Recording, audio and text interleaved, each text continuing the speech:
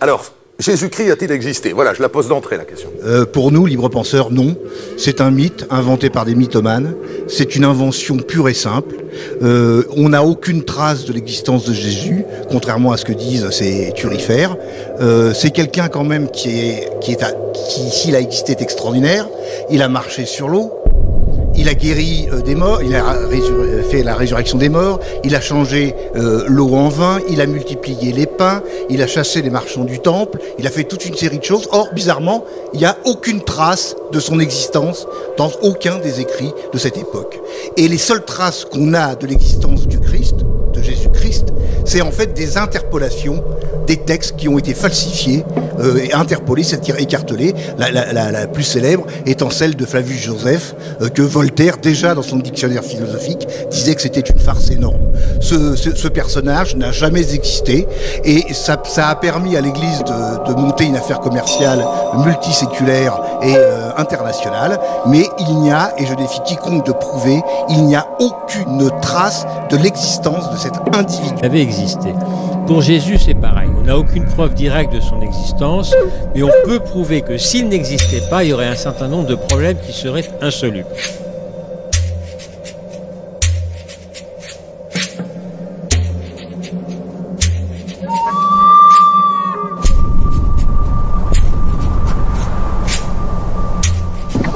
Kemo na Tata Nzambi et Mazou, au nom puissant de Malakima Congo, l'archange Congo qui sera envoyé par le Dieu Congo, l'archange Congo qui porte le nom Congo, sera envoyé pour sauver son peuple qui porte son nom, qui s'appelle Congo, le nom originel des Bantous. Donc, bien-aimés frères et sœurs, je parle au Bénin Congo, c'est-à-dire le peuple Bantou, partout où ils sont dispersés au-delà des fleuves de couche, et ceux qui sont captifs parmi les Ngoï, le peuple Congo qui est captif parmi les Ngoï. Je m'adresse à tous les Bantous, partout où vous êtes. Nous sommes dans l'ère du verset. Daniel chapitre 12, verset 4. La connaissance augmente dans ces derniers temps. Nous sommes en train de faire un travail difficile, méticuleux et très précis pour ramener les Bantous à l'obéissance au Dieu unique Congo dont ils portent le nom. Pour les ramener à l'obéissance à la loi, au Tsiadi, c'est-à-dire à la justice, à la compassion, et pour les ramener au Soba, c'est-à-dire à faire la repentance dans ces derniers temps. C'est en cela que le Dieu Congo aura pitié de nous et qu'il enverra, tel qu'il a promis, pour Tsiani, c'est-à-dire son peuple, un sauveur qui s'appelle l'archange Congo. C'est de lui dont on parle. On ne parle pas d'un Jésus fictif que les Romains vous ont donné. Et on va aujourd'hui dans cette vidéo faire parler ce Jésus pour voir vraiment est-ce que ce Jésus est la vérité comme il a dit. Je suis le chemin, la vérité, tout ça comme ça. Est-ce qu'il est la vérité ou est-ce qu'il est le mensonge? Dernièrement, on vous a prouvé que Jésus-Christ, selon les évangiles romains, c'est-à-dire le Nouveau Testament, qui est un livre romain et de mythes romains, notamment dans Romains chapitre 10, verset 4, il est explicitement écrit, vous pouvez lire, hein, vous avez vos livres, que le Jésus-Christ créé par Rome pour la gloire des Romains est quoi? La fin de la loi. Le mot fin, je vous rappelle encore une fois, dans les synonymes, ça veut dire destruction. Ça veut dire que le Jésus-Christ est la destruction de la loi. Et non seulement il est la destruction de la loi, on apprend aussi dans les évangiles édomites chrétiens, le Nouveau Testament, dans 1 Corinthiens chapitre 11, verset 1, l'apôtre Paul romain, puisqu'il était romain, il a même dit hein, qu'il est romain, édomite romain, cet apôtre Paul fictif qui n'a jamais existé, dit ceci que, par la voix, la plume romaine dit ceci, soyez mes imitateurs comme je suis imitateur, moi-même imitateur de Christos, c'est-à-dire imitateur de Christ qui est quoi? La fin de la loi. Et d'ailleurs, c'est ce qu'ils ont prêché, manger de tout ce qui se vend au marché, Vous êtes libre. On dit même que dans 1 Corinthiens chapitre 10, vous êtes libre. Donc vous n'êtes pas attaché à la loi. Vous êtes libre, libre. Vous comprenez la liberté. Or nous les Congo, les Bantous, nous n'avons pas la liberté de faire ce que l'on veut, mais on doit faire les choses selon la loi Congo. Proverbe chapitre 7, versets 1 à 2, afin que nous vivions. Nous devons être obéissants à la loi Congo. C'est la loi qui guide nos pensées. C'est la loi qui guide nos actions. Est-ce que vous commencez à comprendre la différence? Or, dans le christianisme, c'est la liberté qui guide les actions. Vous n'êtes pas tenu de respecter la loi. Dans le christianisme édomite. Donc, ici, on apprend que le mot imitateur, ça veut dire exemple. Soyez comme le Christ l'a été. C'est ce qu'il veut dire dans 1 Corinthiens chapitre 11, verset 1. Si vous êtes dans le christianisme, vous devez être imitateur de ce Jésus fictif. Maintenant, on va examiner que dit ce Jésus fictif dans ses paroles. Alors, première parole, c'est dans Matthieu chapitre 5, verset 44. Il dit ceci, le Jésus fictif. Moi-même, je vous le dis, aimez-toi vos ennemis. Il demande à ses disciples d'aimer ses ennemis. Retenez bien, aimez vos ennemis.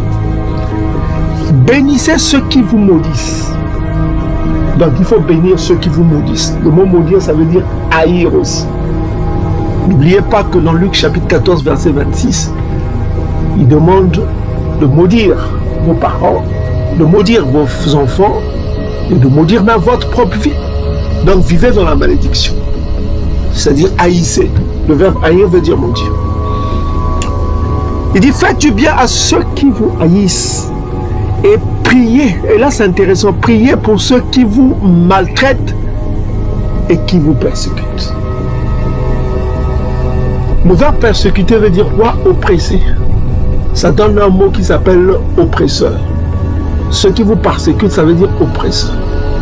Daniel chapitre 7, verset 27 vous dit que le dernier royaume sur la terre va quoi? Oppresser le peuple du Dieu vivant, les saints du Très-Haut, ça veut dire les Bantous, le peuple du Dieu vivant. Le dernier royaume sera un royaume oppresseur.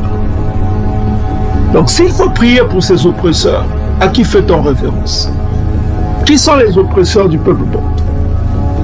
Les Édomites, les Ishmaélites, les Amalékites, les Moabites, les Cananéens toutis, c'est-à-dire les Cananéens. Donc ce qui veut dire qu'il faut prier quoi? Pour ceux qui vous persécutent, c'est-à-dire vos oppresseurs. Vous devez faire les prières pour eux. Donc au lieu de défendre vos terres, de combattre pour que vos terres ne soient pas prises par les ennemis, vous devez prier pour eux. Et c'est ce que sont en train de faire les chrétiens. Ils sont en train de prier pour les Rwandais. Vous voyez quelle idiotie. Ils sont en train de prier pour les Édomites. Et même les pasteurs qui prient pour Amalek, qui fournit des armes aux Rwandais. Des pasteurs qui prient pour Amalek, prier pour Amalek. Vous vous imaginez ça? Amalek, l'ennemi des Bantous, qui finance l'armée rwandaise. Et des pasteurs qui prient, qui vont là-bas, qui demandent prier pour Amalek. Là, je ne suis pas sur Kinshasa, je suis précisément en Israël, à Jérusalem. J'ai parcouru presque tout Israël, Tibériade, Eilat. Je suis allé même en Palestine, Liban, Syrie. En fait, j'ai fini à Jérusalem, passant par Tel Aviv, et toutes ces choses parce que je voulais connaître l'histoire de mon sauveur qui est Jésus-Christ. Ni le gouvernement, la nation congolaise est représentée. Que Dieu bénisse la RDC, que Dieu bénisse notre pays, et nous savons que grâce à ça, il y aura encore beaucoup de prospérité dans notre pays. Nous déclarons la paix à l'Est et partout en RDC. Que Dieu bénisse les fonctionnaires, que Dieu bénisse les médecins, les serviteurs de Dieu et que Dieu bénisse Israël. Amen. Et que Dieu bénisse Israël. Amen. Et que Dieu bénisse Israël. Amen. Des pasteurs qui prient pour Amalek, prier pour Amalek. Vous vous imaginez ça? Amalek, l'ennemi des Bantous, qui finance l'armée rwandaise. Et des pasteurs qui prient, qui vont là-bas, qui demandent prier pour Amalek.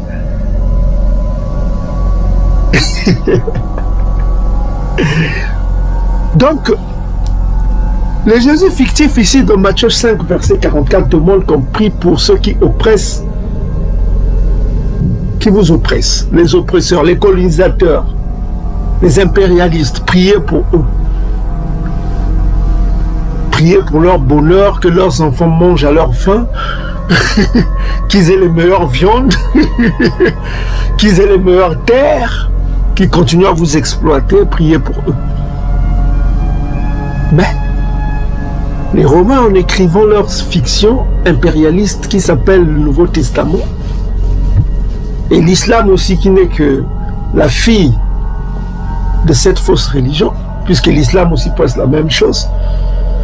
Le judaïsme amalékite aussi reconnaît ce Christ-là mais comme un bâtard, tout ça dans le Talmud, quoi. Donc, il demande qu'on prie pour nos ennemis. Écoutez bien, priez pour vos ennemis. Mais les gens se posent la question. Ça, c'est ce qu'il dit devant une audience. Mais quand il change d'audience, le Jésus fictif utilise ce qu'on appelle dans les sociétés secrètes la dualité, la loi de la dualité. C'est-à-dire tu dis une chose et tu dis son contraire. Le bien et le mal. Tu dis le bien et tu parles du mal aussi. Maintenant, regardez le contraire. Il vous demande dans Luc chapitre 19, verset 27. Au reste, amenez ici quoi? Mes ennemis. Qui n'ont pas voulu que je régnasse sur eux, tuez-les en ma présence. Là, il ne dit pas aimez vos ennemis. Il demande qu'il faut exécuter les ennemis. Ses ennemis à lui. Lui, il peut exécuter ses ennemis. Mais vous, vous devez laisser vos terres, qu'on envahisse vos terres, qu'on vole vos terres et que vous priez pour ceux qui vous envahissent, ceux qui vous persécutent, ceux qui vous haïssent. Est-ce que vous commencez à comprendre la technique romaine? Vous commencez à comprendre, c'est spirituel. C'est ce qu'on appelle la dualité. Est-ce que vous commencez à comprendre? C'est la dualité, la confusion. Ton esprit est confus, quoi. On te met dans la confusion. Tu te dis, oh, mais je dois aimer mes ennemis.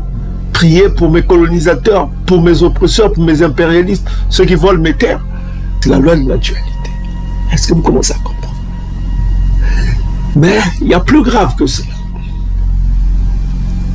Ça, c'est juste pour comprendre le personnage créé par... Et rhétorique de dire il a existé. Moi, je vous dis qu'il n'a pas existé.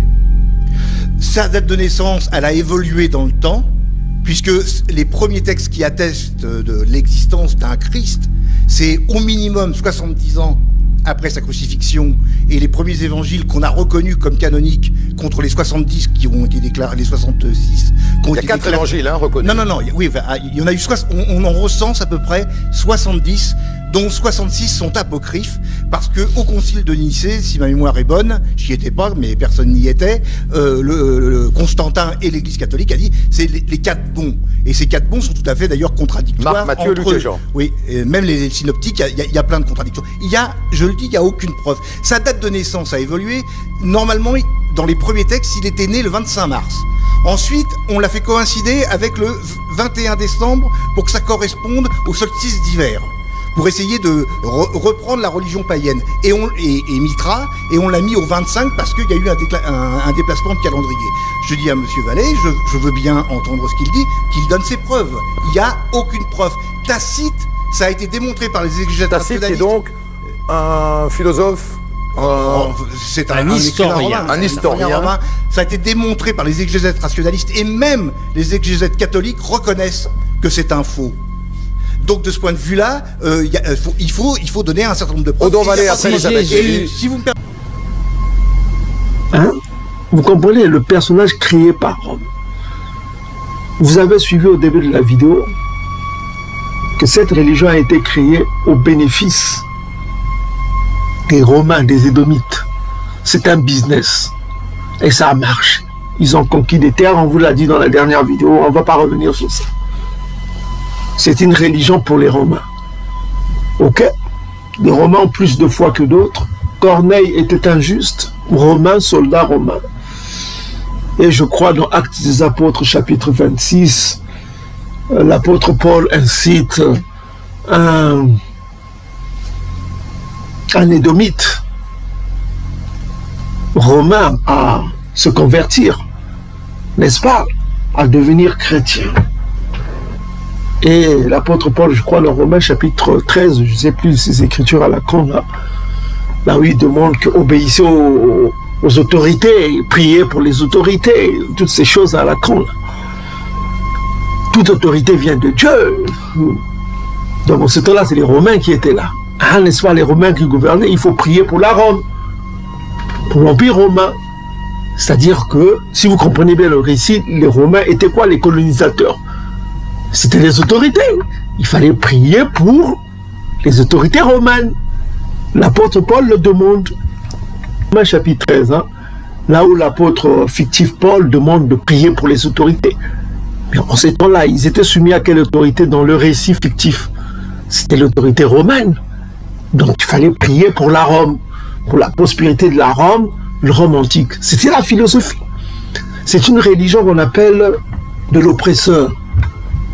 Vous comprenez? On vous l'a dit, on ne cesse de vous le répéter. Maintenant, aujourd'hui, on va examiner le personnage de ce Jésus fictif. Les erreurs qu'ont commis ces Romains-là en créant ce personnage. Est-ce qu'ils ont créé leur personnage trompeur, menteur, ou ils ont créé leur personnage véridique, honnête et un témoin fidèle? Je rappelle d'abord les Écritures. Selon la loi Congo. Lévitique chapitre 19, verset 11. Retenez bien d'abord les Écritures. La loi Congo dit ceci.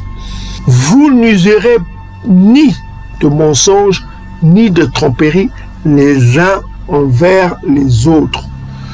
Donc ne mentez pas les uns après les autres. N'utilisez pas la tromperie. Ok? N'utilisez pas le mensonge. Vous ne déroberez point, dit le Dieu Congo. Vous n'userez ni mensonge, ni de tromperie les uns envers les autres. Donc, abandonnez le mensonge. Le mensonge n'est pas divin. Le Dieu Congo a parlé. Soyez des hommes véridiques. Il demande au peuple bantou d'être Congo. Congo, c'est quoi? C'est la vérité. C'est la vérité. On va voir, est-ce que ce Jésus fictif était un Congo? C'est-à-dire un homme ceinturé. Souvenez sur les murs d'Égypte, vous voyez, les Congos étaient ceinturés. Ok? On vous a déjà prouvé que c'était pas... Les historiens vous disent que c'était les Nubiens, non? On a fait la différence entre les Nubiens, comment ils étaient habillés, dans leur temple, tout ça comme ça, on vous a fait la différence. Les Nubiens n'étaient pas ceinturés. Ceux qui étaient ceinturés, c'était les Congos. On est le seul à révéler ce secret-là. Mais, peu importe. On continue. Donc ici, la loi Congo interdit le mensonge. N'est-ce pas? Le mensonge n'est pas le Dieu. Retenez bien, ça c'est la loi. Pourquoi vous comprenez que le Jésus-Christ était qu'un menteur, un mythomane? Ok? On va voir, est-ce que ce Jésus-là était un mythomane? Deuxième écriture, on va aller dans Proverbes chapitre 14, verset 5. Que dit le Koma de Bankaka? On dit c'est un témoin fidèle ne ment pas. Retenez bien, un témoin fidèle ne ment pas. Je rappelle qu'un témoin, c'est celui qui apporte des preuves, n'est-ce pas? Un témoin, c'est celui qui apporte un souvenir, n'est-ce pas? Et dans cette vidéo, vous allez voir que, est-ce que Jésus-Christ est un témoin fidèle? Ça, c'est important. Est-ce que c'est un témoin fidèle? Fidèle veut dire relatif aux faits. Est-ce qu'il dit la vérité quand il donne des preuves? Ou bien est-ce que Jésus-Christ n'était qu'un menteur, un mythomane, comme on a vu au début de la vidéo, C'est les mythomanes qui ont créé ce mythe de Jésus-Christ. C'est là où appelez vos pasteurs pour qu'ils voient cette vidéo et qu'ils aillent dans les commentaires, qu'ils apportent leurs preuves. S'ils ont des preuves, qu'ils apportent leurs preuves, qu'ils viennent défendre leur idole, puisqu'ils sont des idolâtres aveugles. Ils ne savent pas ce qu'on va leur révéler aujourd'hui. Et il y a d'autres idolâtres qui l'appellent Isaya Congo, comme nous on les appelait, Isaya. On a donné Isaya, on l'appelait comme ça, on se disait que ce Jésus-Christ-là nous ressemble. Il y a d'autres idolâtres ne veulent pas, ah nous ne voulons pas un Jésus blond, on veut un Jésus à notre image. C'est comme si les gens qui croient en Mitra, ils veulent un Mitra à leur image, ils veulent un Dionysos à leur image. Vous comprenez? Ils veulent un Bouddha à leur image, ils veulent... Donc, vous comprenez? Ah, ils étaient noirs, nous voulons notre Jésus à notre image. Mais toujours est-il, ils sont des idolâtres qui peignent leur Jésus en noir, en blanc. Ils disent, ah, Poutine a dit qu'il était noir. Ah, nous croyons. Un idolâtre reste un idolâtre. Un goy qui croit un Jésus, Mahomet, je ne sais pas quoi. C'est des idolâtres. Point barre. Mais il faut rentrer dans les faits. Les faits, c'est quoi? C'est écrit dans leur propre livre. On va lire leur propre livre, le Nouveau Testament romain, Édomite romain. On va écouter ce Jésus-Christ-là. On va voir, est-ce que ce Jésus-Christ-là est un témoin fidèle ou c'est juste un mythomane? C'est la question que vous devez répondre. Nous devons répondre dans cette vidéo. Si c'est un mythomane, alors rejetez-moi cette idole. Mais s'il est véridique, je vous conseille de continuer à prier ce Jésus. Si vous reconnaissez qu'il est... Parce que nous, on a déjà prouvé qu'il était mythomane dans plusieurs vidéos. Et cette vidéo va encore prouver que ce n'était qu'un mythomane. Qui ne connaissait rien. Les Romains ont écrit leur histoire avec toute la méconnaissance de l'histoire israélite bantou. Ils ne connaissaient pas les Hébreux bantous. Ils ne connaissaient pas, leurs pratiques, leur façon de vivre, ni leur histoire. Ils ne connaissaient pas, en écrivant leur fiction, ils ont commis des choses. Quand on commet un crime, on laisse toujours des traces. Et c'est ces traces-là qu'on va examiner pour voir que ils ont commis des erreurs impardonnables. Examinons d'abord les Écritures en ce qui concerne ce Jésus fictif. Est-ce qu'il était un témoin fidèle ou infidèle? On reprend encore dans Proverbes chapitre 14, verset 5. Un témoin fidèle ne ment pas. Ok? Ne ment pas. Le verbe mentir ici, c'est kosa. Vous avez le kaf. Vous savez le kaf. Le kaf, quand le kaf n'a pas besoin du vav hein, pour donner le son de ko ou ku. C'est comme avec ngonda, konda. Vous voyez, on n'a pas besoin de... On ne met pas le vav devant le kof. Donc, parlez au hébreu. Est-ce que vous commencez à comprendre? Et il y a le zaïn. Le zaïn a le son du S ou du Z. Et puis, vous avez à la fin le bet. C'est-à-dire le B, c'est une consonne finale, on va l'avaler. Hein. C'est comme avec maï. On ne dit pas maïm, on dit maï. Donc, on dit kosa ou kasa ou kosa. Vous voyez, ça veut dire mentir. Nos frères galophones disent kosa. Ça veut dire mentir. Ok? Voilà, on vous a déjà expliqué ce mot-là. Donc, le témoin, le faux témoin, le témoin fidèle ne ment pas à cause sakate. Vous comprenez? Mais un faux témoin dit quoi? Des mensonges. Un faux témoin dit des mensonges. Retenez bien ce proverbe. Un faux témoin dit quoi? Des mensonges. On va examiner est-ce que Jésus-Christ a dit des mensonges. On va examiner point par point. Première écriture. On va aller, prenez vos Bibles. Donc, il y aura la suite successive dans ces vidéos. Vous allez voir que les chrétiens, quand ils vont crier Yesu, Yesu, ils crient à un Dieu menteur. Marc chapitre 2, verset 23. On va prendre Marc chapitre 2, verset 23. On dit ici, le titre chrétien ici, chez Jésus et le Nsamba. Ok? Écoutez attentivement, mes frères et sœurs. Prenez note. Soyez intelligents. Appelez vos pasteurs. Demandez aux pasteurs, venez, venez, venez. Publiez, coupez cette partie, publiez sur YouTube. Montrez à tous ceux qui aiment la vérité qu'ils viennent voir le menteur Jésus-Christ. Comment il a menti. Ok? On va examiner son mensonge, sa méconnaissance de l'histoire des écritures hébraïques, quoi? Bantou. Première écriture, nous sommes dans Marc chapitre 2, verset 23. Il arriva un jour que le Jésus fictif, créé par Rome, traversa des champs de blé. Ça, c'est dans leur histoire qu'ils ont créé. Hein. Ses disciples, chemin faisant, se mirent à arracher les épis. Donc, selon les récits fictifs romains ici, on apprend que c'était un jour de Nsamba et que ces disciples-là faisaient quoi? La moisson pour manger certainement. Cette histoire est réitérée dans, vous lirez au début de Matthieu chapitre 12. Hein. Et là, il y a plus de détails. On apprend que ces disciples-là cueillaient des épis pour manger. N'est-ce pas? C'était pour manger, selon le récit fictif. Alors, on s'arrête un peu là. Donc, ils étaient en train de cueillir, c'est ça, hein, c'est leur récit fictif que les Romains ont créé pour justifier quand est-ce qu'on peut, ne pas respecter la loi. Bon, donc, les pharisiens lui dirent, voici pourquoi font-ils ce qui n'est pas permis pendant le Nsamba. Donc ici, dans ce récit fictif, les pharisiens leur rappellent la nécessité de respecter la loi parce qu'il est interdit de cueillir d'arracher les épis au jour de Samba. Sur quoi fait-il référence? Parce que dans ce dialogue fictif, les Romains voulaient justifier le non-respect d'un Samba parce que c'était leur but. On vous a déjà dit que déjà au temps ancien, dans 1 Maccabée chapitre, à partir du verset 6, on voit que les Grecs ne voulaient pas que les Bantous respectent le Nsamba.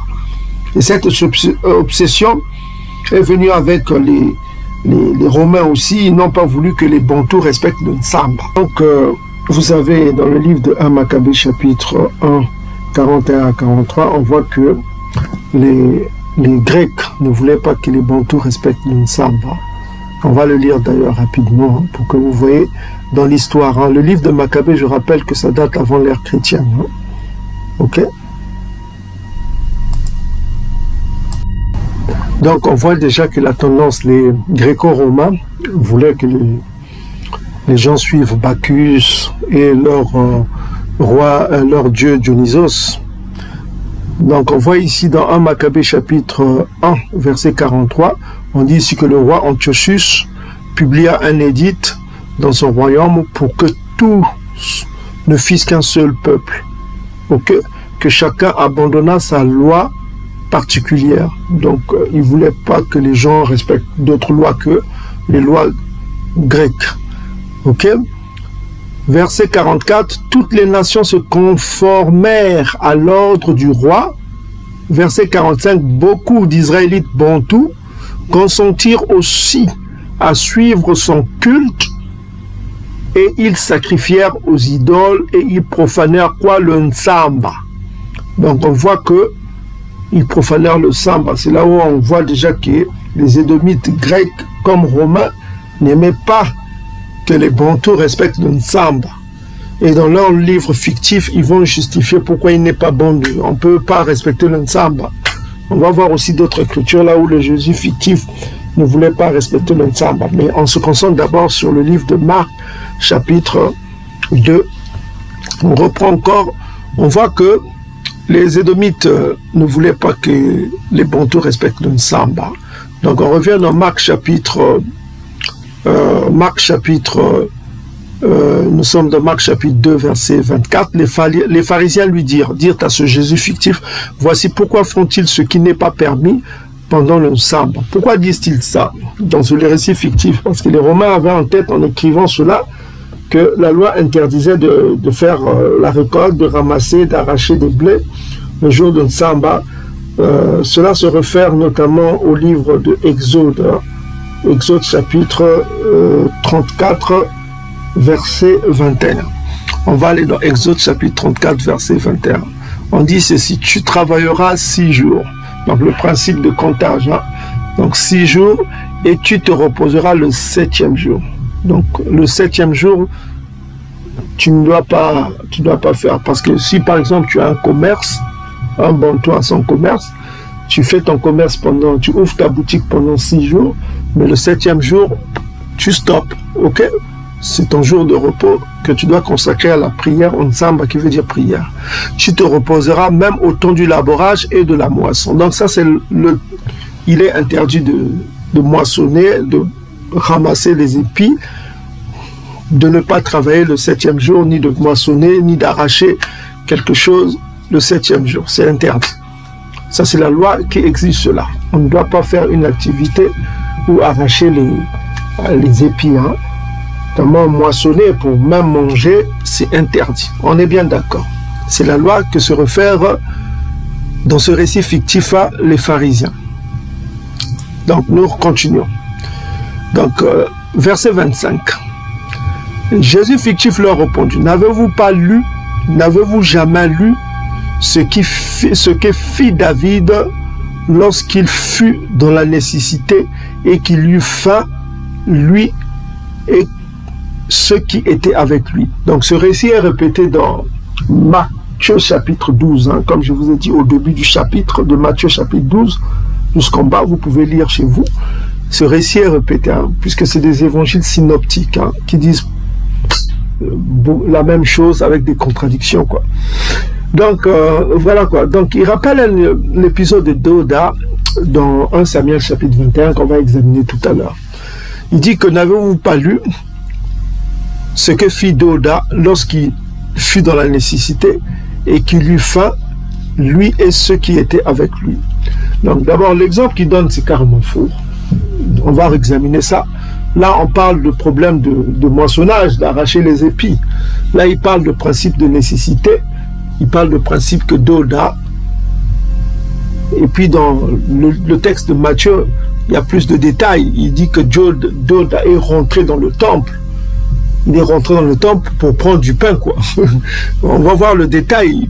On arrête un peu là. On va voir le détail dans Matthieu chapitre 12. On dit ici que mais Jésus leur répondit, n'avez-vous pas lu ce que fit Doda lorsqu'il eut faim, lui et ceux qui étaient avec lui, comment il entra dans la maison de Dieu et mangea les pains de proposition qui lui étaient pas permis de manger, non plus ceux qui étaient avec lui et qui étaient réservés aux sacrificateurs seuls. Donc là, il accuse Doda d'avoir rentré dans le temple et mangea les points de proposition qui ne lui étaient pas permis de manger. Donc Doda est rentré dans le temple, comme ça il a mangé les pains qui ne lui étaient pas interdits. C'est comme un voleur qui rentre dans un temple, qui mange des choses qui n'ont pas été... On va examiner tout cela. Donc il accuse Doda, au lieu de parler de moisson, il accuse Doda d'avoir mangé des pains qui ne lui étaient pas permis parce qu'il avait faim. Vous voyez un peu la rhétorique. Donc il accuse Doda d'avoir rentré dans le temple. On va examiner ce récit-là, ce que dit ce récit, n'est-ce pas? Ok. Donc là, il fait appel à 1 Samuel chapitre 21, versets 1 à 6, qu'on va examiner tout à l'heure pour comprendre. Mais là que vous avez compris ce récit, on va aller dans Marc chapitre 2, verset 25. Jésus répondit, n'avez-vous jamais lu ce que fit Doda lorsqu'il fut dans la nécessité, lorsqu'il eut faim, lui et ceux qui étaient avec lui, comment il entra dans la maison de Dieu, c'est-à-dire le temple du souverain sacrificateur Abiatar, et mangea les pains de proposition qu'il n'est permis qu'aux sacrificateurs de manger, et on donna même à ceux qui étaient avec lui. Maintenant, on va examiner le fait là. Est-ce que Jésus-Christ fictif dit vrai? Puisque je vous rappelle que le Jésus-Christ lui-même, il dit qu'il est le témoin de l'histoire, notamment quand vous lisez dans Jean chapitre 8, verset 58, il dit qu'avant qu'Abraham fût, je suis. Donc il est le témoin de l'histoire. Un témoin doit être, comme on l'a dit tout à l'heure, dans Proverbe chapitre 14, verset 5, on a dit qu'un témoin fidèle ne ment point. il doit dire la vérité. Est-ce que l'exemple qu'il donne est fidèle à ce qui s'est passé avec le problème de Doda? Allons-y dans 1 Samuel chapitre 21 dont il fait référence. Il fait référence dans le récit fictif romain. Vous allez voir que ces Romains-là ne connaissaient pas l'histoire des Israélites. Bon, on va examiner un certain nombre de points. Alors, première écriture, c'est 1 Samuel chapitre 21. Ok? On va commencer à partir du verset 1 pour voir ce qui s'est passé. Donc, on apprend ici, Dod a répondu au sacrificateur Achimelech. Ok? Il répondit au sacrificateur Achimelech.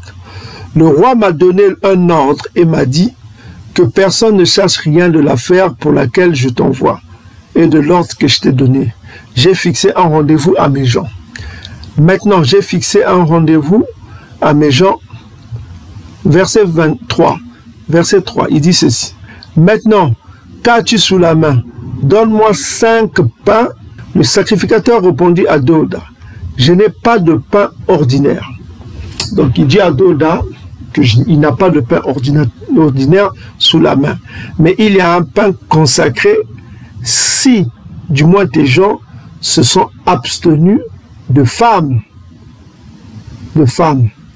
Doda a répondu au sacrificateur, nous sommes abstenus de femmes depuis 3 jours que je suis parti. Tous mes gens sont purs. D'ailleurs, c'est là un acte profane. Il sera certainement aujourd'hui sanctifié par celui qui en sera l'instrument. Pourquoi il dit cela? Ce qui est important ici, c'est que vous allez remarquer dans cette conversation, il y a beaucoup de choses qui sortent. Une vérité qui sort. Donc, en fait, Dod avait besoin de vivre. De manger, des vivres pour manger. Avec ses hommes. Il faut connaître l'histoire, ce qui s'est passé. Donc, il va venir comment on l'appelle? Il va venir vers le sacrificateur qui demande du pain. Il demande du pain à manger. Le sacrificateur lui répond qu'il n'y a pas de pain, ordinaire. Il ne peut pas leur avoir le pain ordinaire pour manger, puisqu'ils avaient faim. Le pain ordinaire. Il n'a que les pains de proposition, c'est-à-dire le pain qui est réservé au quoi? Aux Lévites, aux sacrificateurs. N'est-ce pas? C'est ce qui lui fait entendre. Il n'a que les pains ordinaires pour donner les vivres à Doda et à ses hommes. Il leur répondit que je n'ai pas de pain ordinaire. Je n'ai que des pains consacrés. Consacrés à qui? Aux Lévites. On va examiner c'est quoi les pains consacrés aux Lévites. Parce que ces pains-là sont consacrés qu'aux Lévites, c'est-à-dire de la lignée d'Aaron. Ça, vous pouvez lire dans Exode chapitre 35, verset 30. On va examiner, on va aller rapidement là où on parle de pain consacré. Ok? Donc, on va prendre première écriture, Lévitique. Nous sommes dans Lévitique chapitre 24, verset 8. Pourquoi il dit cela, les pains consacrés? On va comprendre les pains consacrés, ça veut dire quoi? Donc, Lévitique chapitre 24, verset 8. Soyez attentifs, écoutez attentivement. Chaque jour, le Samba, on rangera ses pains devant le Dieu Congo. Continuellement, c'est une alliance perpétuelle qu'observeront les enfants d'Israël. Ils appartiendront, ces pains-là appartiendront. Pourquoi se consacrer? C'est appartiendra à Aaron et à ses fils. Et ils les mangeront dans un lieu saint. Donc on ne peut pas le manger dans un lieu ordinaire. C'est dans un lieu saint, c'est-à-dire un lieu du temple saint, qui mangeront ces pains consacrés. Car ça sera pour eux, c'est-à-dire pour les enfants d'Aaron, une chose très sainte et une part des offrandes consumées par le feu devant le Dieu Congo. C'est la loi, c'est une loi perpétuelle. Donc c'est une loi perpétuelle tant qu'il y a le temple. Mais comme il n'y a plus le temple, les Lévites ne sont plus voués à faire cela. Vous allez dire que mais pourquoi les Bakom ne le font plus? Mais il n'y a plus de temple, mes frères et sœurs. Donc ils ne peuvent plus le faire. Tant qu'il n'y a pas de temple, on ne peut pas obéir à cette loi qui est pourtant perpétuelle. Qu'est-ce que vous commencez à comprendre? Donc voilà quoi.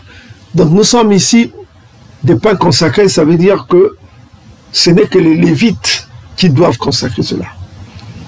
Or, Doda et son entourage, ils n'étaient pas de la lignée de Aaron. Ils appartenaient à Aaron et à ses fils. Ils n'étaient pas de la lignée d'Aaron. Donc, ils n'avaient pas le droit, Doda ni ces hommes, de manger ce pain qui était consacré. Mais il y a une question qui se pose. Maintenant, c'est là où c'est intéressant. Maintenant, regardez attentivement. Il y a quelque chose pour... Voilà quoi. Regardez attentivement, écoutez attentivement ce qu'a dit le sacrificateur. Hein? Le sacrificateur répondit à Doda, je n'ai pas de pain ordinaire. Il n'a pas le pain ordinaire à leur donner. Il connaît la loi. Le sacrificateur connaît la loi. Mais il leur dit que sous ma main, il y a du pain consacré, et puis il dit car, point virgule, si du moins des gens se sont abstenus des femmes. Point d'exclamation. Il leur donne une autre loi de sainteté. Pourquoi le sacrificateur leur donne une autre loi de sainteté? Est-ce que ça vient de lui-même, le sacrificateur, qui lui a demandé de donner une autre loi pour que Doda, qui est dans la nécessité, mange les pains, peut manger les pains qui sont consacrés? Ça, c'est la première question. Quelle est l'autre loi qui donne et qui lui a demandé de donner cette loi-là? Ça, c'est la première question, deux questions qu'on doit reprendre. On va voir d'abord la loi qui demande de se sanctifier 3 jours, la loi de sanctification, pour manger ce qui est saint. Ces pains-là sont saints et c'est consacré qu'au fils d'Aaron. Ça, c'est un premier point. Et Doda et ses hommes ne sont pas de la lignée d'Aaron. Ça, c'est un deuxième point. Et quelle est cette loi de sanctification qu'il est en train de donner?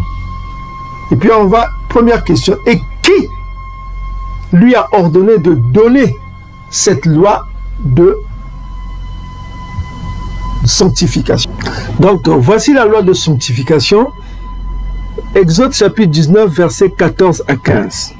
On dit ceci. Mas a descendu de la montagne vers le peuple bantou. Il sanctifia le peuple bantou. Ils lavèrent leurs vêtements. Et il dit au peuple bantou, soyez prêts dans 3 jours. Vous ne vous approcherez d'aucune femme. Hein? C'est ce que Doda. Voilà. Le 3e jour au matin, il y aura des tonnerres et des éclairs et une épaisse nuée. Le son de trompette retentit fortement. Tout le peuple qui était dans le camp fut saisi d'épouvante. Là, on invoque cette loi de sanctification. C'est-à-dire qu'il y a 3 jours pour se sanctifier, pour être devant le Dieu Congo, pour être dans un lieu saint, il faut se sanctifier. Même pour manger les choses saintes, devant un lieu saint, devant le Très-Haut, il faut se sanctifier 3 jours sans connaître de femme. Ça, c'est la loi de la sanctification, invoquée dans Exode chapitre 19, versets 14 à 15. 3 jours sans coucher avec une femme, ni toucher une femme. C'est la loi de la sanctification. Pour s'approcher du Très-Haut, ni des choses saintes, avec des choses saintes aussi. Il faut se sanctifier 3 jours. La loi de sanctification. Soyez prêts, dans 3 jours, vous ne vous approcherez d'aucune femme. C'est la question qui a été posée à Doda. Chapitre 21, verset 4. 21, verset 4. Le sacrificateur, notamment Akimelech, hein? Kimalaki va dire quoi? Répondit à Doda, je n'ai pas de pain ordinaire. Il dit à Doda, je n'ai pas le pain ordinaire sous la main, mais il y a du pain consacré si du moins des gens se sont abstenus de femmes. Il n'a pas donné les 3 jours. Il a dit seulement que tes hommes se sont abstenus de femmes. Maintenant, c'est là où vous allez connaître que Doda connaît la loi. Souvenez-vous, il avait dit dans la vidéo dernière, dans le psaume chapitre qu'on a donné dernièrement, c'est le psaume chapitre 44, là où il a dit la loi est dans mon cœur. Il connaissait la loi. Et c'est Doda qui répondit au sacrificateur, nous nous sommes abstenus de femmes, et il donne le chiffre de 3 jours. En se référant à Exode chapitre 19, versets 14 à 15. Il connaissait la loi. Est-ce que vous commencez à comprendre? Achimelech n'a pas donné les 3 jours. Il a juste dit, si vous vous êtes abstenus des femmes. Mais Doda répondit au sacrificateur, nous nous sommes abstenus de femmes. Et il donne un détail de 3 jours. 3 jours, il connaissait que ça se réfère à Exode chapitre 19, versets 14 à 15, qu'on vient de lire.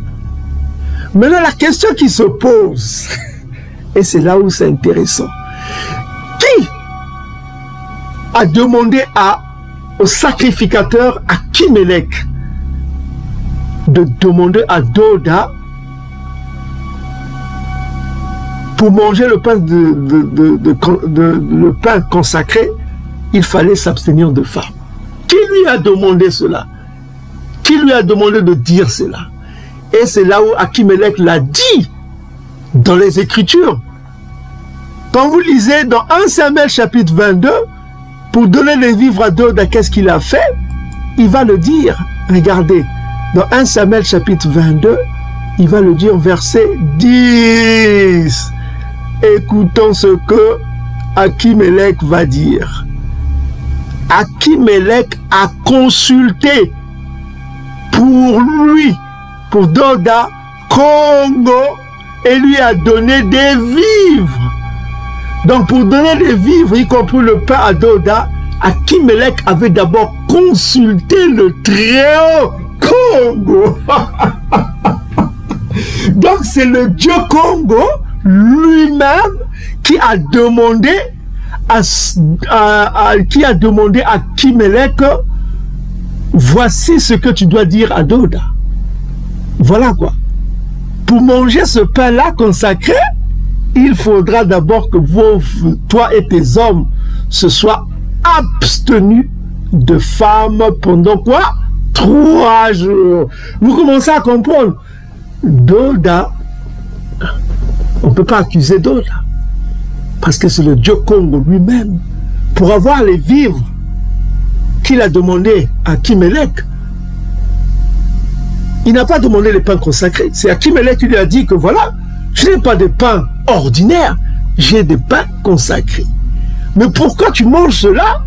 Il lui pose la question, est-ce que toi et tes hommes, vous vous êtes abstenus des femmes pour manger ces pains-là? Mais pourquoi Achimelech a posé cette question? Parce qu'avant cela, il a consulté d'abord le Très-Haut. Et il le dit ici. On le dit ici, Achimelech a consulté Congo avant de donner des pains à d'autres. Avant de donner des vivres à d'autres. Il a consulté le Très-Haut. Ce n'est pas de sa propre volonté. Il connaissait que ce pain-là, ce n'est que la lignée d'Aaron qui doivent le manger. Et Doda et ses hommes n'étaient pas le cas. Mais comme c'était une nécessité pour le roi, pour que le roi vive, puisque ça fait plusieurs jours qu'il n'avait pas mangé, pour que le roi vive, qu'est-ce qu'il a fait? Il a fait intervenir une autre loi de sainteté. Est-ce que vous vous êtes abstenus de femmes? Et Doda connaissait la loi, il a dit 3 jours, nous nous sommes abstenus de femmes.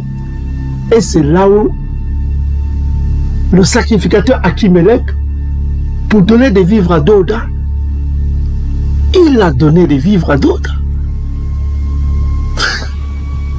Est-ce que vous commencez à comprendre l'histoire? C'est ça que le Jésus fictif ne connaissait pas. Lui qui prétendait être témoin de l'histoire passée. Ça prouve que les Romains ne connaissaient pas les histoires des Bantous, ni les codes. Ils ne connaissaient pas. Ils ne connaissaient pas. Donc on voit que le Jésus-Christ ne connaissait pas l'histoire. C'est pourquoi il accuse Doda, pour justifier le fait que qu'on peut rompre le samba, qu'on ne peut pas respecter le samba. Il dit ceci: comment Doda entra dans la maison de Dieu du temps du souverain sacrificateur Abiatar, mangea les pains de proposition qu'il n'est pas permis qu'au sacrificateur de manger, et en donna même à ceux qui étaient avec lui. Mais il ignorait que ils ont mangé cela après que le sacrificateur ait d'abord consulté le Très-Haut pour leur donner des vivres. Le sacrificateur, Achimelech, a d'abord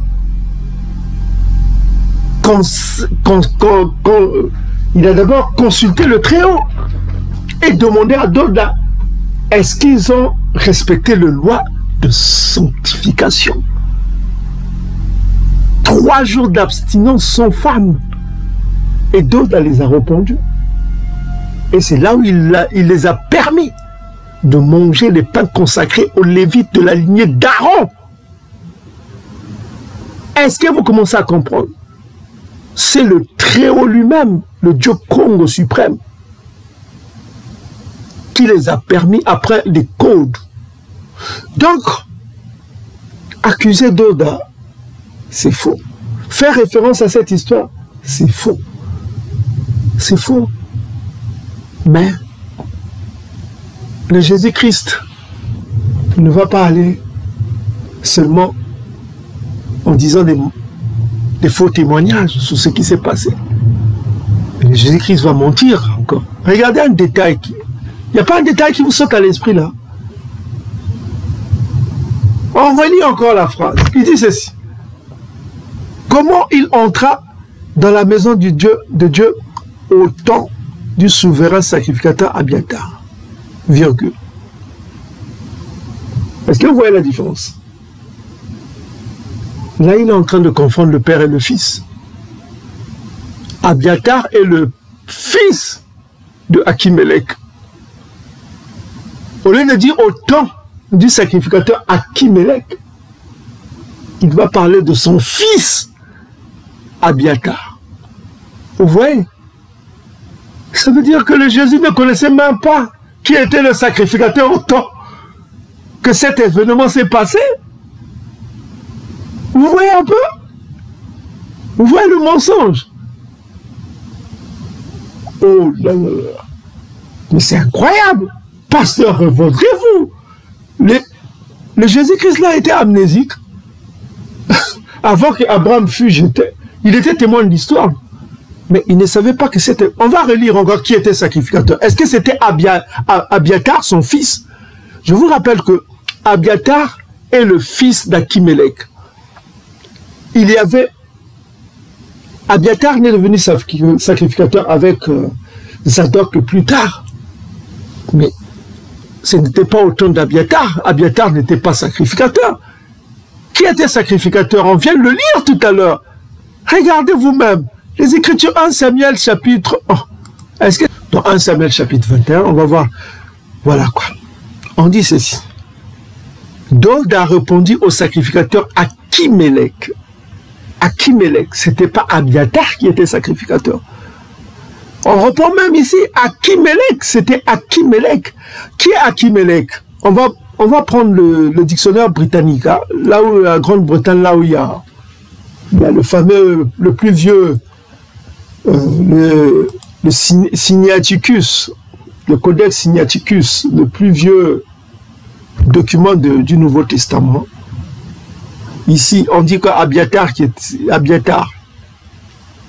Abiatar, dans l'Ancien Testament, est le fils de qui? Achimelech, prêtre de Nob. Il fut le seul survivant du massacre perpétré par donc les Domites, quoi. Fouillant auprès de Doda, il resta, voilà quoi. Donc, il resta fidèle à Abisalama, soutien à Adonia contre Salama. Donc, tu vois, donc, quand il y avait la mort de Doda, quoi. Donc, il a soutenu que voilà, Salama ne soit pas roi. Il voulait que ce soit Abisalama. Et puis parfois, il est resté fidèle à Abisalama. Quand Abisalama est mort, il a soutenu Adonia contre Salama. Alors que Tzadok, eux, ils avaient soutenu Salama. Donc vous voyez, donc on voit que Abiatar est venu plus tard. Abiatar est le fils de Achimelech. Donc Jésus-Christ, au lieu de dire qu'au temps de Achimelech, il va parler de son fils. Prenez un exemple. Vous connaissez la famille Bush, non? Hein, n'est-ce pas Bush? Donc vous voyez ici, ça c'est George Bush. C'est le père. Il était président des États-Unis entre quoi? Il était président des États-Unis, on va mettre en français, hein, vous allez voir vous-même que le Jésus-Christ fictif était qu'un menteur, un faux témoin. Je vous ai dit que c'était un faux témoin, ne dit que des mensonges. Prenez Jésus-Christ, prenez George Bush. Voilà. George Bush était quoi? Président des États-Unis. Le père était président des États-Unis le 20 janvier 1989 au 20 janvier 1993. N'est-ce pas? Vous êtes d'accord? Donc, il est resté en fonction entre 1989 et 1993. N'est-ce pas? Maintenant, son fils est resté au pouvoir quand? Ça, c'est son fils qui s'appelle George Bush. Fils, hein? Il est resté en fonction quand? Il est resté président quand? Entre 20 janvier 2001 jusqu'au 20 janvier 2009. Donc vous voyez. Maintenant, le Jésus-Christ, prenons l'exemple de ces deux-là. Au lieu de dire au temps de George Bush fils et de George Bush père, c'est-à-dire Achimelech, il va dire c'était au temps de George Bush fils. Est-ce que vous commencez à comprendre la différence? Hein? Au lieu de dire que c'était au temps de George Bush père, il dit au temps de George Bush fils. Vous voyez la différence? Donc, c'est pas les mêmes temps. Donc on voit que le Jésus-Christ était amnésique. Il s'est dit, je vois qu'il y a des gens sur YouTube, les TikTok, oh, Yeswa Nzambe, Yeswa Nzambe, ah, Nzambe la biso, Yeswa. Mais vous avez un Dieu amnésique.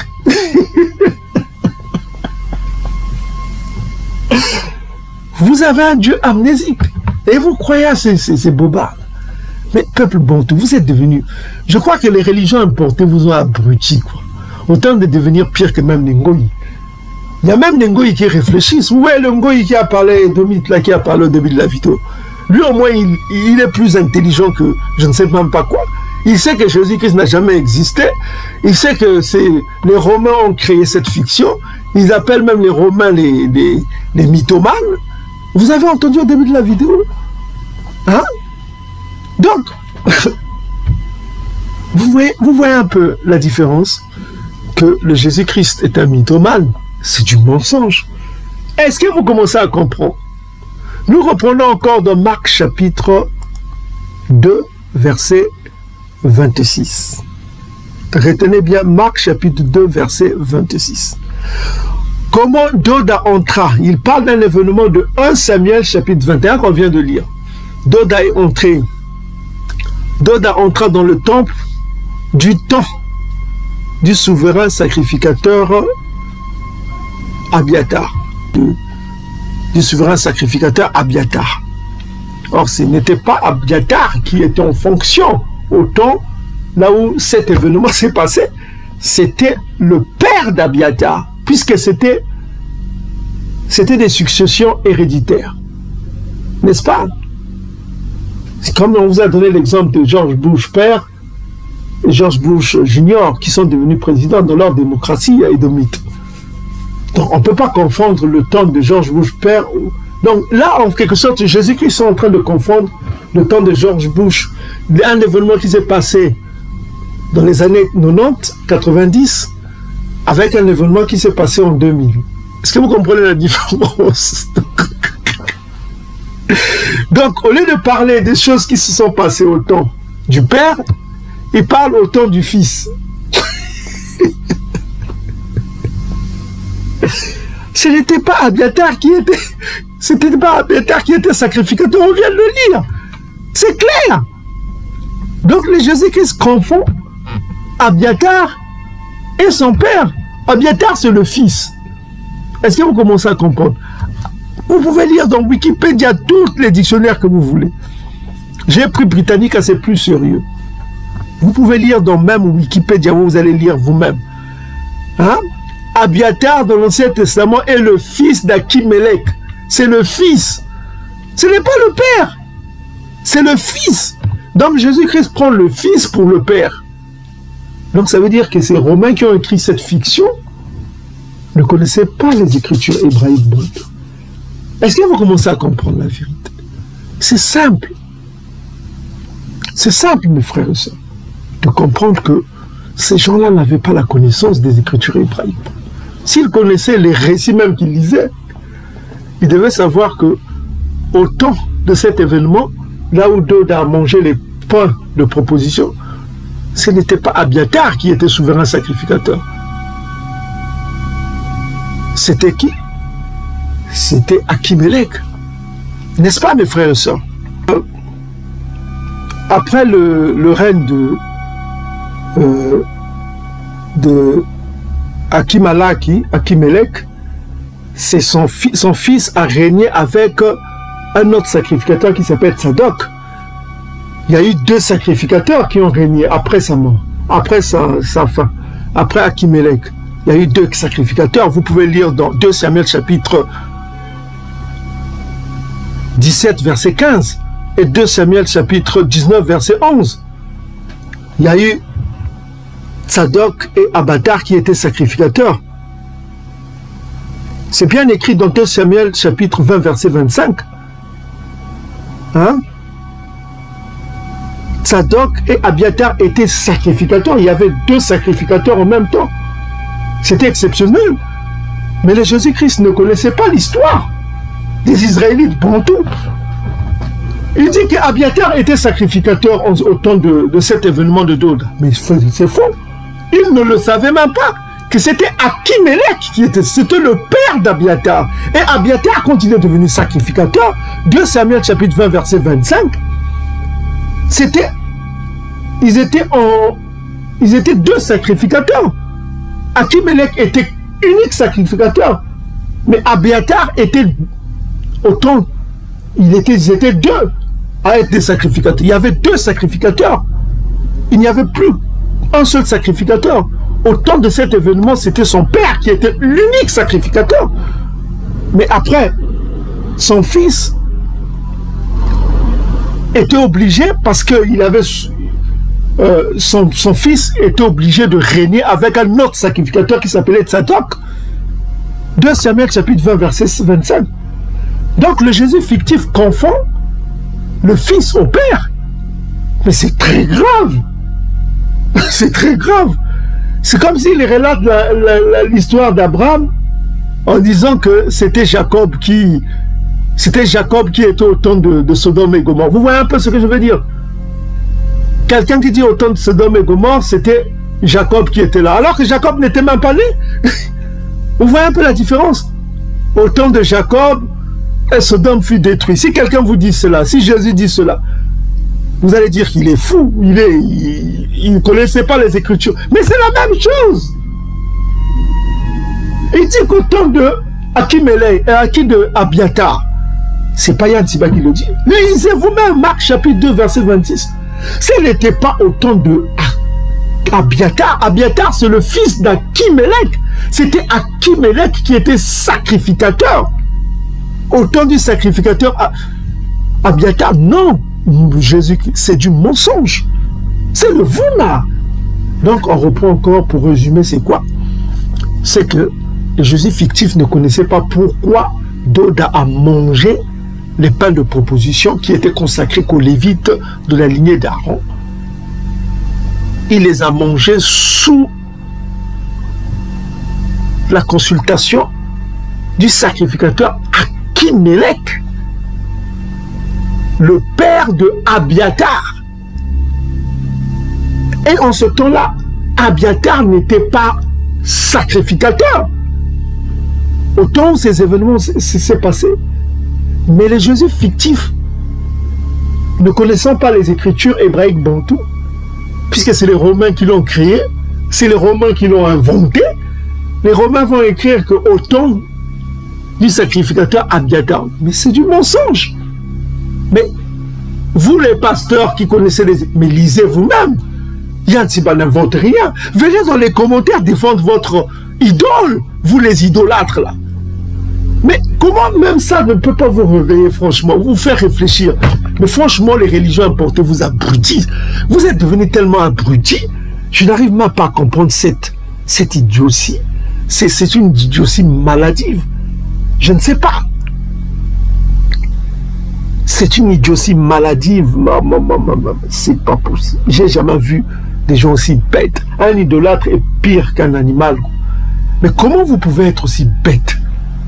Vous appelez votre Jésus Dieu, donc ça veut dire qu'il est omniscient, il connaît tout.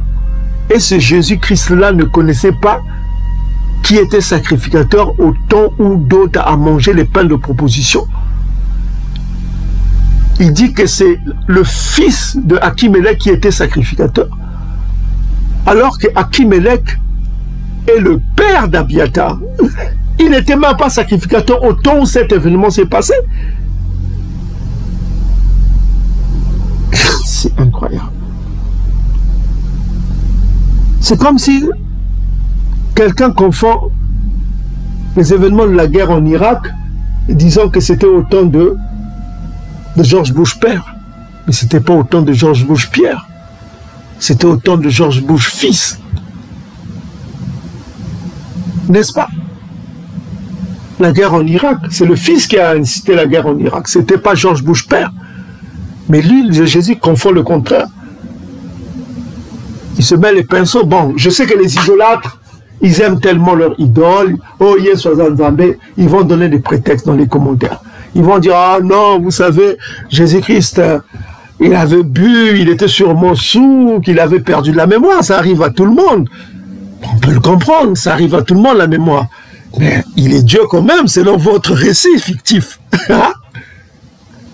Il dit qu'il est Dieu. Moi et le Père, nous sommes un.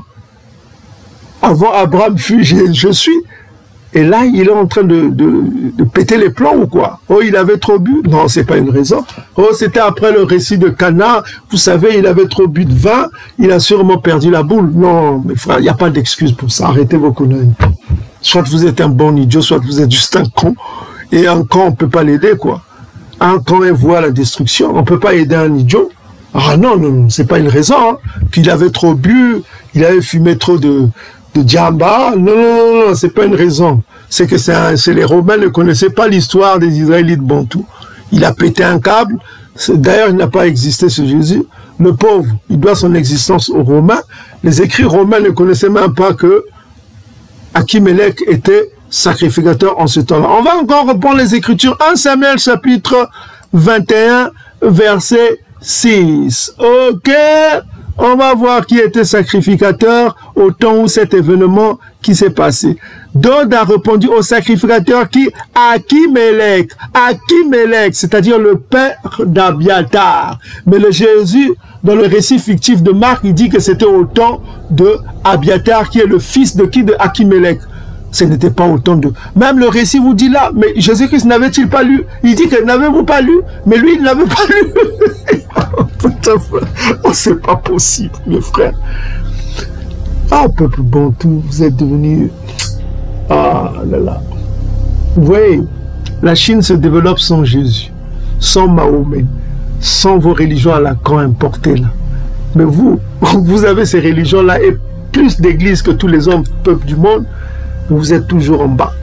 Vous dites, ah mais les Édomites sont chrétiens, ils sont développés. Mais non, les Édomites ne sont pas les chrétiens. Ceux qui gouvernent là sont dans les francs-maçons, dans les sociétés secrètes. Vous comprenez? Ils ne sont pas chrétiens, ils savent que c'est du mensonge le christianisme. Une fois qu'ils sont dans le gouvernement, ils deviennent des francs-maçons. Et là-bas, qu'est-ce qu'on les apprend? On les apprend la loi. La loi de leur père, le diable. Donc, ne dites pas des conneries. Hein? Ne dites pas des conneries, mes frères et sœurs. Vos religions importées là vous abrutissent, ça vous abrutit. Que ce soit l'islam ismaélite, ça abrutit. Eux aussi ils croient à ce Jésus-là. Ils l'appellent Issa, ils le croient. Ils vous abrutissent. Vous êtes abrutis dans ça, vous devenez des abrutis. C'est pourquoi on se moque de nous. On se moque de nous. On dit que ces gens-là sont tellement bêtes qu'ils croient qu'au récit qu'on a créé eux-mêmes. Eux-mêmes, ils ont créé ce récit-là. Hein? Le concile de Nicée, ils ont tout créé pour manipuler tout ça, pour dire que les Romains, ne faites pas du mal aux Romains, aux esclaves, obéissez aux rois, obéissez aux autorités romaines. Les Romains ont plus de foi que tous. Voilà quoi, ça vous abrutit, ça vous rend idiot, bête. Voilà quoi. Et l'Afrique n'évoluera pas avec des conneries comme ça. C'est des conneries, on vous prend pour des idiots quoi. Aimez vos ennemis, mais tuez mes ennemis. Mais réfléchissez un petit peu. Ça vous abrutit, vous devenez des idiots. Vos femmes sont en train de tomber là, en train de montrer leur slip avec des jupes. Voilà quoi. En train d'écrire avec des langages idiots dans les églises. On vous rend idiot quoi. On vous rend la risée du monde quoi. Voilà quoi. On forme des ingénieurs, on construit. Les Chinois construisent ils forment beaucoup d'ingénieurs, ils construisent une éducation d'éducation. Voilà quoi. Parce qu'ils suivent la loi Congo. Tu mangeras ton pain à la sueur de ton front. C'est ça, les Chinois suivent la loi Congo. Tu mangeras ton pain par le travail à la sueur de ton front. C'est sérieux. Le Dieu Congo, quand il parle, c'est le travail qui récompense. C'est le travail, ce n'est pas la foi. Vous ne gagnerez rien avec la foi. Oh, avec la foi, vous déplacerez les montagnes. C'est ce que votre Jésus vous a dit. Pour que vous soyez toujours sous-développés. Ils disent pourquoi les Chinois sont développés. Mais les Chinois se développent sans Jésus, sans Mahomet, sans vos religions à la con. Pourquoi ils se développent? Parce qu'ils appliquent la loi Congo. Genèse chapitre 3, verset 19. C'est par le travail que tu gagneras ton pain. C'est à la sueur de ton visage que tu mangeras le pain jusqu'à ce que tu retournes dans la terre. Que voilà quoi. Ils travaillent les Chinois. C'est des bosseurs.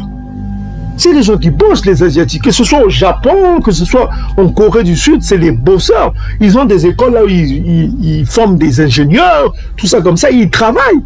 Ils étaient sous-développés. Singapour était un pays colonisé. Ils ont eu l'indépendance en même temps que les Africains. Singapour est aujourd'hui plus puissante que même l'Angleterre qui les a colonisés. L'Inde est devenue plus puissante que même l'Angleterre.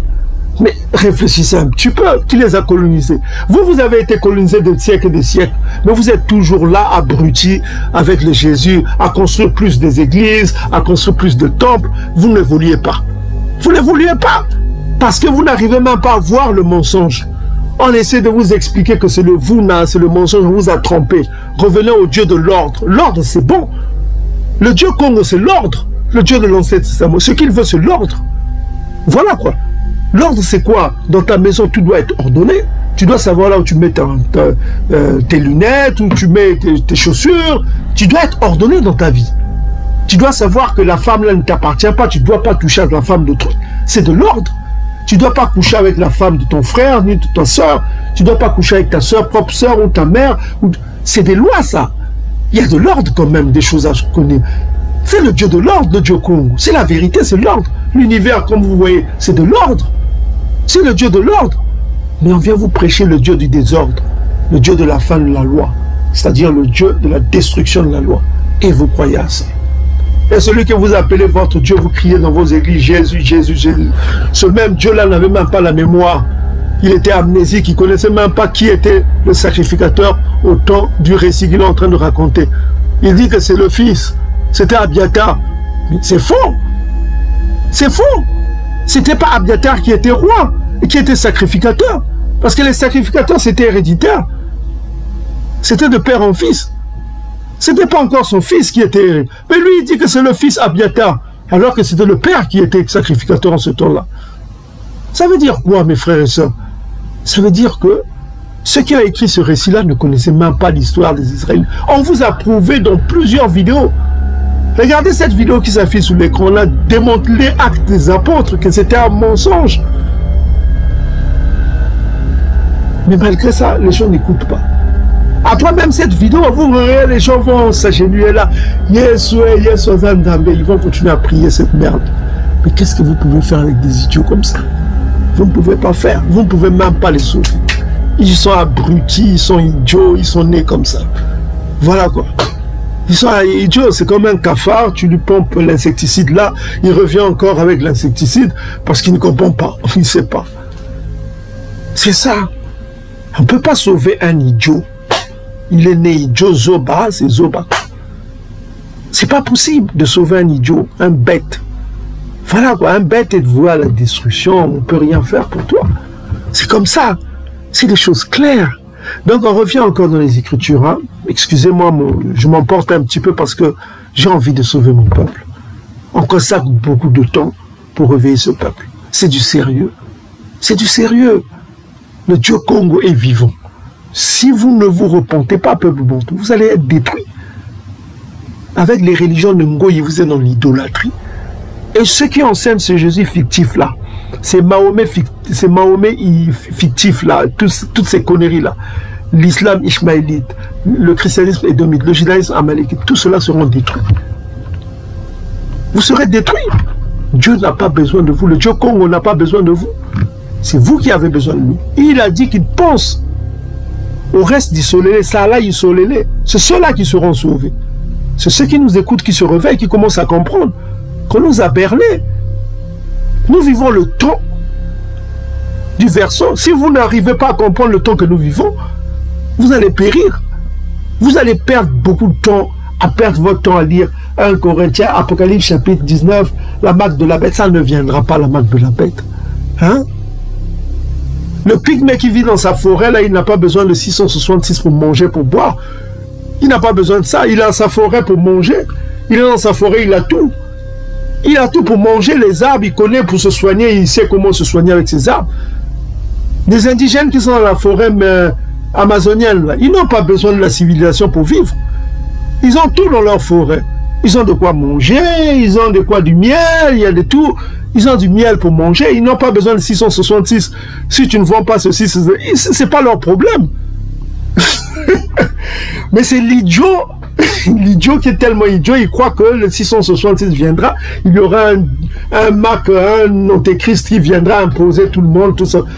C'est d'une bêtise vraiment sans limite, quoi. C'est d'une bêtise sans limite. Qui va imposer à la Chine le 666? Ils n'ont pas besoin de ça. Hein? Ils sont autonomes là-bas. Ils fabriquent leurs propres trucs. La Russie s'en est en sortie sans besoin des Occidentaux. Donc, ne soyez pas idiots avec des récits sans queue ni tête qu'on vous raconte là, qui datent d'avant, je ne sais pas quoi, que les Romains vous ont inculqué dans leur tête et vous continuez à croire à ces bêtises-là. Hein? Ils continuent à croire à 666 viendra, la marque de la bête, si tu n'as pas la marque de la bête. Il y en a qui croient qu'il y aura des paiements, je ne sais pas quoi, je ne sais pas, avec les codes, voilà, si tu ne paies pas, c'est des conneries, c'est vraiment une idiotie terrible, quoi. Je ne sais pas, vous êtes dans quel monde, on vous a abrutis, voilà quoi, ok? Donc réveillez-vous, peuple Bantou, c'est du sérieux. Le sérieux c'est quoi? C'est que Jésus-Christ a menti, c'est clair. On reprend encore dans Proverbe chapitre 14 verset 5. Un témoin fidèle ne ment point. On a vu que le mot mentir c'est Kosa, ok? Ne ment point. Mais un faux témoin dit quoi? Des mensonges. Donc Jésus-Christ, un témoin c'est quoi? On l'a vu tout à l'heure. Un témoin c'est quelqu'un qui apporte le souvenir. Souvenir ça rappelle à la mémoire, n'est-ce pas? Le souvenir qu'apporte le Jésus est faux. Il dit quoi? C'était au temps.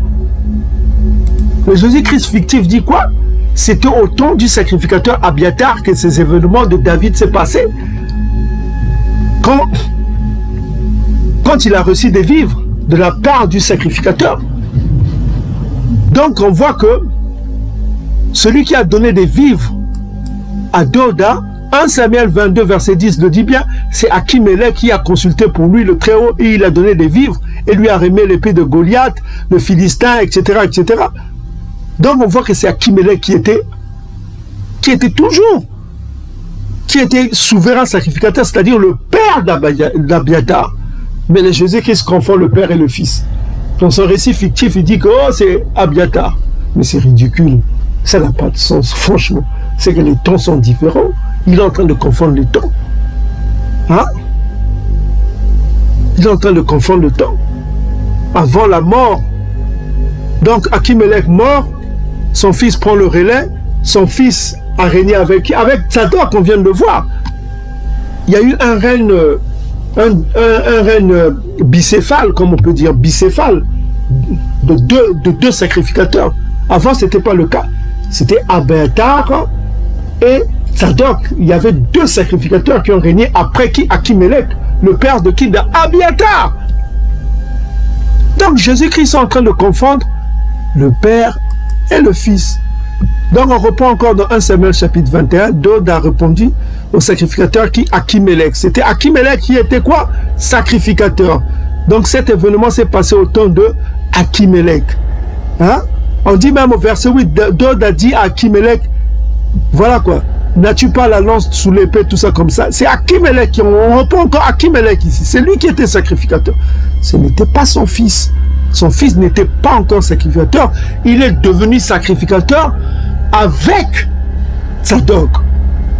Ça, le Jésus-Christ ne connaissait pas les Écritures. S'il connaissait les Écritures, il devait en parler, mais il ne connaissait pas.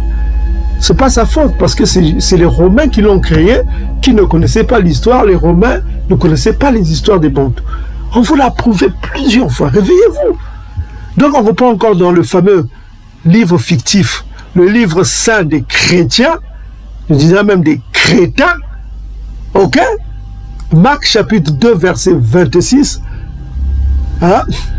Il reprend le Jésus, on commence à partir du verset 25, Jésus leur répondit, n'avez-vous jamais lu?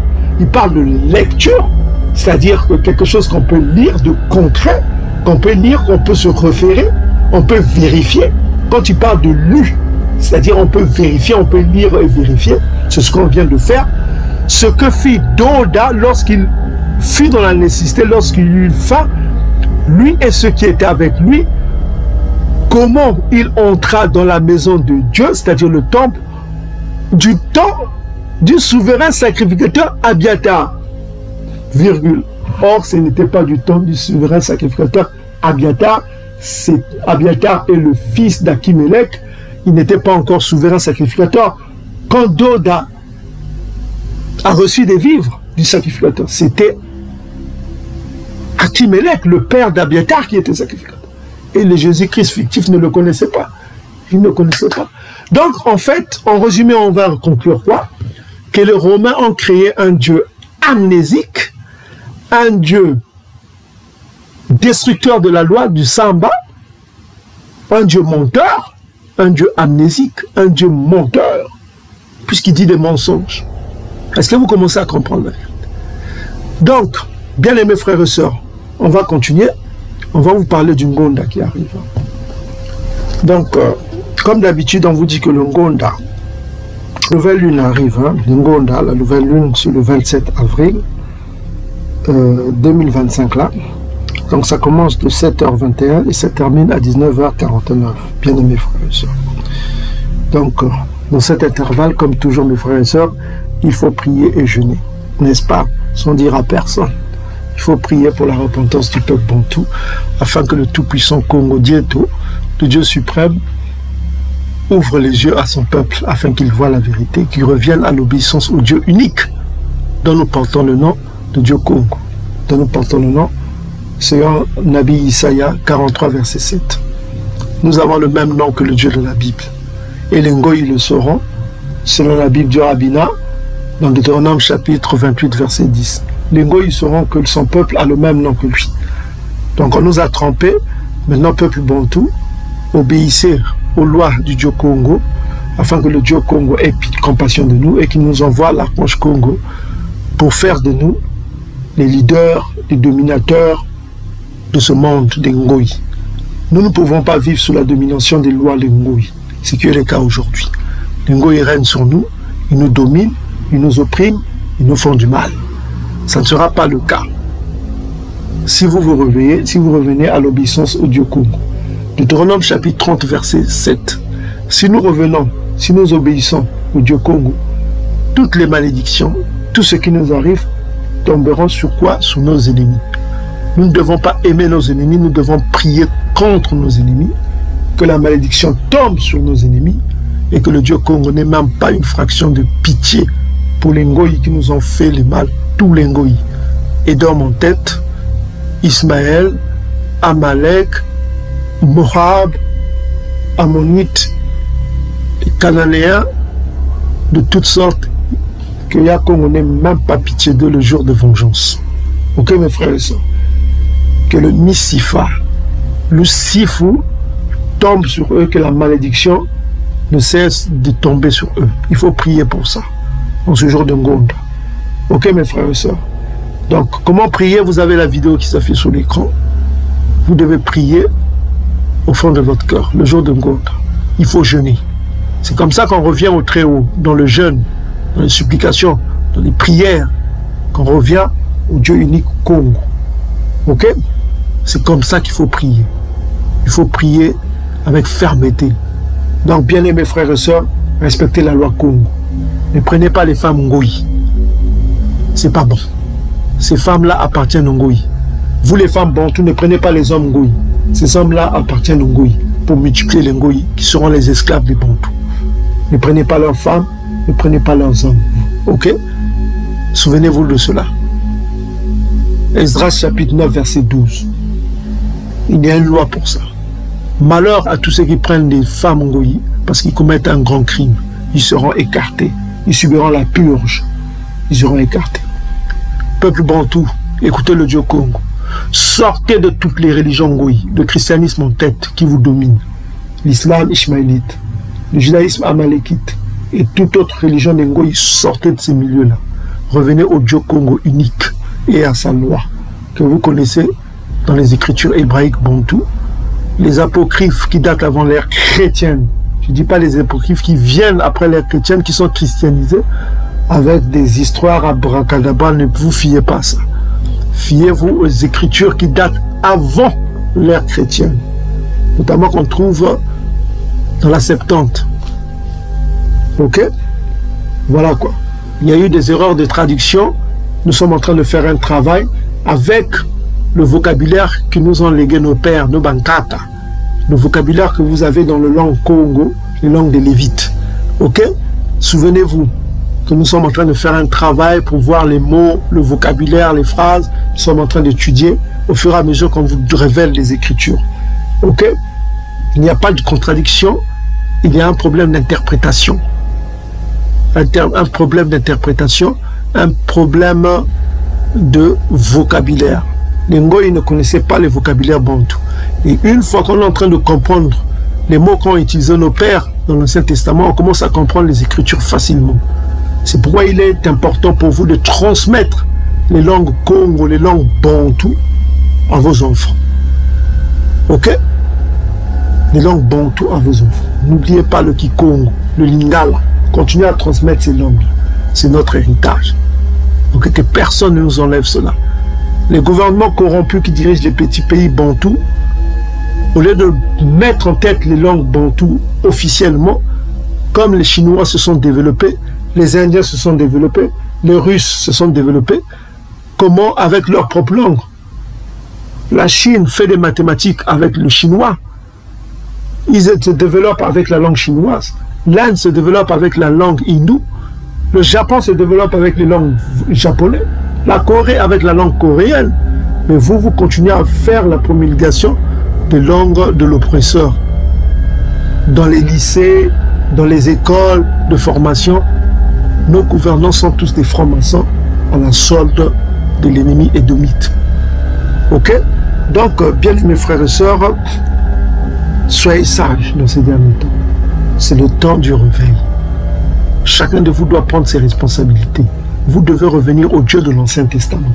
C'est le Dieu de vos pères. Ce n'est pas le Jésus. Jésus est un menteur. On vient de le prouver. Quiconque veut dire le contraire, les chrétiens viennent dans les commentaires, qui viennent donner le provo. Ils viennent justifier leur Jésus. Pourquoi le Jésus-Christ a été amnésique, menteur, dans Marc chapitre 2 verset 26, et accusateur de Doda, alors que Doda n'a rien fait. Il n'a fait que obéir en suivant une autre loi de sainteté. Donc, Soyez bénis, peuple bantou, partout où vous êtes. Pour ceux qui sont au-delà des fleuves de couche, la nouvelle lune, c'est du lever au coucher du soleil. N'est-ce pas, mes frères et sœurs?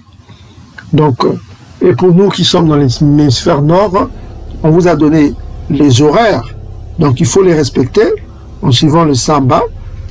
C'est de 7h21 et ça termine à 19h49. Belouk à tous les bantous, soyez bénis, peuple du Dieu éternel, ceux qui obéissent à la loi Congo. La bénédiction va à ceux qui respectent la loi. Malheureusement, ceux qui ne respectent pas la loi, on ne peut rien faire pour vous. Si vous êtes idiot, vous continuez à croire aux idioties du christianisme et aux mensonges de ce Jésus fictif, continuez à croire à ça, on verra à la fin qui a raison et qui a tort. Je vous rappelle bien, on verra à la fin qui a raison et qui a tort. Mais ne soyez pas surpris, hein. Mieux vaut apprendre sa leçon plus tôt que d'apprendre trop tard. Quand on est dans un cercueil, c'est fini. Soyez bénis, peuple, partout où vous êtes. Que Yah Congo règne, que le Dieu unique Congo règne, et que son peuple règne, et salama, et salama.